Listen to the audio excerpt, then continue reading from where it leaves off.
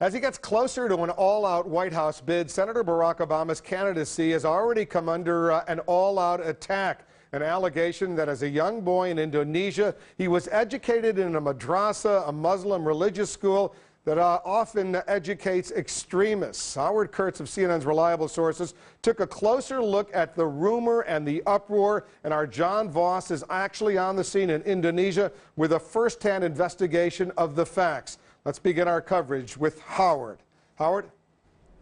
Wolf, the first media controversy of the 2008 presidential campaign has erupted and is raising questions about journalistic behavior. As many of you know, from the moment Barack Obama began talking about running for president, he's drawn an increasingly loud drumbeat of positive coverage.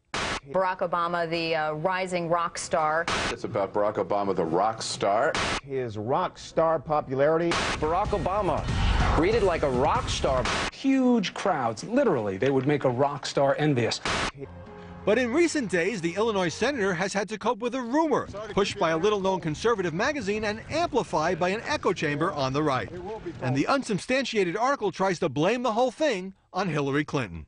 Insight magazine, which is owned by the conservative Washington Times, says Obama went to a madrassa, the type of Muslim religious school often associated with teaching the most fundamentalist form of Islam. The article also accused him of supposedly hiding that he was raised as a Muslim. An Obama spokesman calls the story, based entirely on unnamed sources, trash and completely false. Obama has already revealed in his 2 autobiographies that he spent 2 years at a predominantly Muslim school. This, by the way, when he was just 6 years old. The senator today is a Christian who belongs to a Chicago church. Insight also claims the madrassa allegation has been spread by researchers, quote, connected to Senator Clinton, again, without a single named source or document. A Clinton spokesman calls the piece an obvious right-wing hit job. The allegations got a big boost from Rupert Murdoch's media empire, with the New York Post running this headline, Osama Mud flies at Obama. And Murdoch's Fox News channel touted the claims on 2 programs.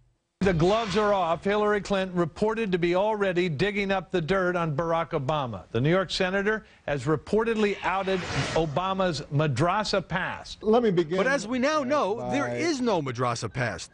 Obama spokesman Robert Gibbs, who called Fox's broadcasting of the madrassa tale appallingly irresponsible, says he didn't think much of a clarification carried this morning on the program Fox and Friends. Fox News executive Bill Shine says some of the network's hosts were simply expressing their opinions and repeatedly cited Insight as the source of the allegations. Some conservatives say Obama should expect his personal life to come under journalistic scrutiny. I think the background on Obama, when all he's running on is his background, is fair game. If this thing is a lie or a smear, then it needs to be denounced and pelted from the public sphere for being an unfair and untrue allegation.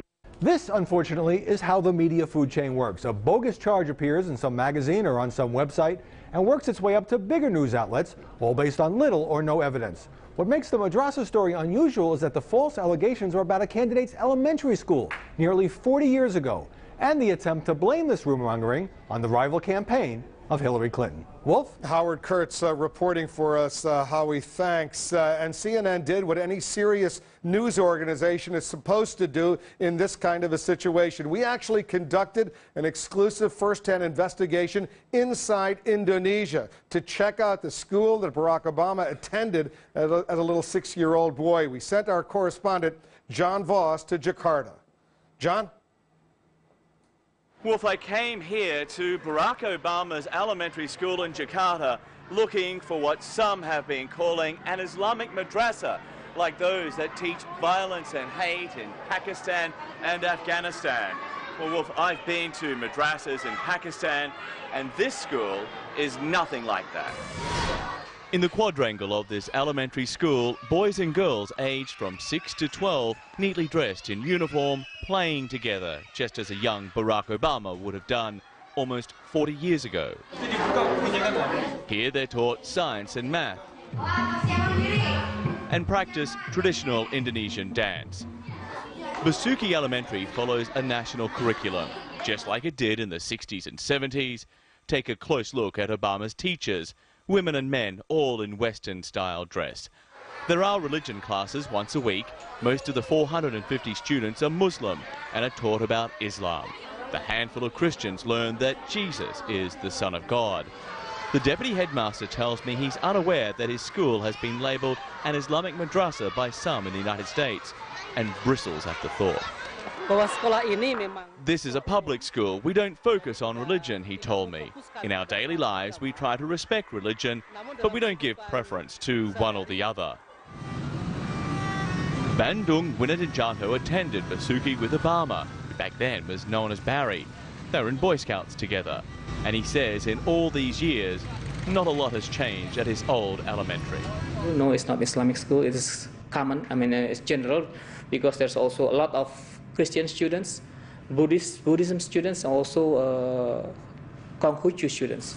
And Wolf, in almost every way, this school is typical of all state-run schools in Indonesia, except this is probably one of the wealthiest neighborhoods in Jakarta. The US ambassador lives just up the road, and this school is probably better off than most. Wolf? All right, John Voss in Jakarta for us. An excellent, excellent report. Glad we could bring that to